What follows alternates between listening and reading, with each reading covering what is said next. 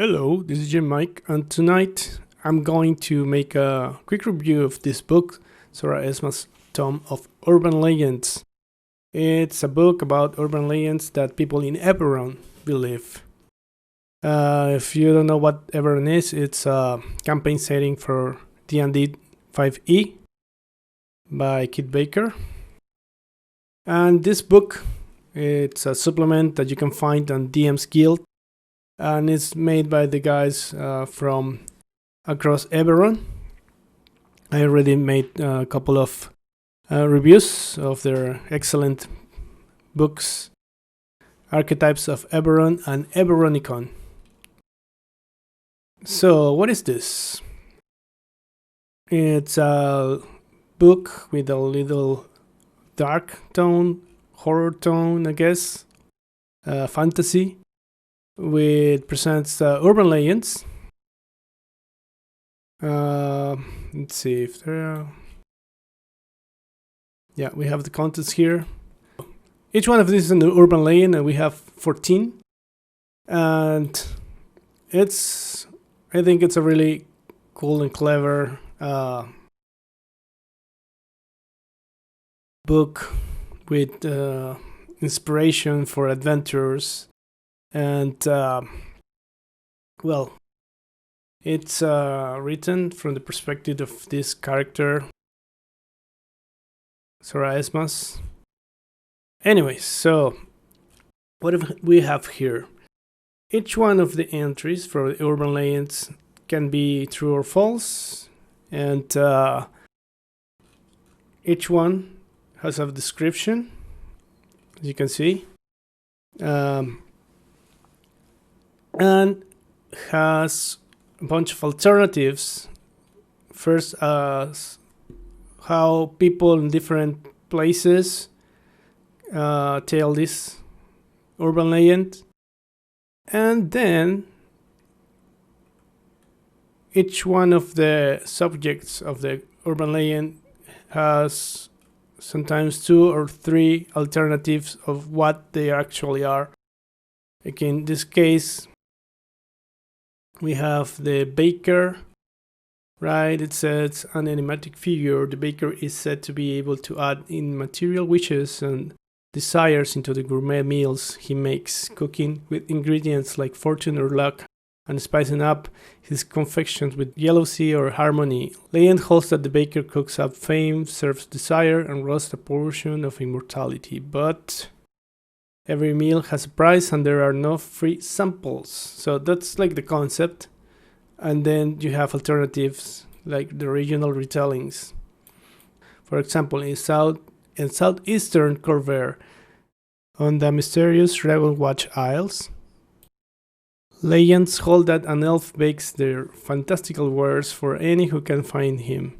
Some say he is a former student of the infamous Mathafarian of Charn Oak's restaurant, while others whisper that Masa learned her expertise from this culinary recluse. We have other versions from other places that are a little different, and also they have the stats for each one of these different versions that can be like really, really different. For example, one is a dragon, the other is an elemental, and the other is a fae in this case. Each one of the subjects of the urban legends comes with a story hook, so you can build an adventure around it. And each one of the creatures, monsters, has a weakness that can help defeat it. Like, as some creatures, monsters have weakness in fantasy, in stories. So as I said, there is 14. I'm not going to mention all of them. You have to buy this book and read them. I think it's even like you can even get the sample has lots of the material for free. I didn't read the sample completely because I did want to buy this book because I think these guys make really good material and they deserve the money. And what else? Well, that's practically it. An urban legend with some versions, different versions, and each version has its own creature with stats and weakness and adventure hook. Also, the book has really nice art. It's like super cool art. And finally, well, I will show you my favorites.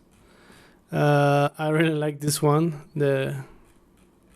This is the Drowned Jana.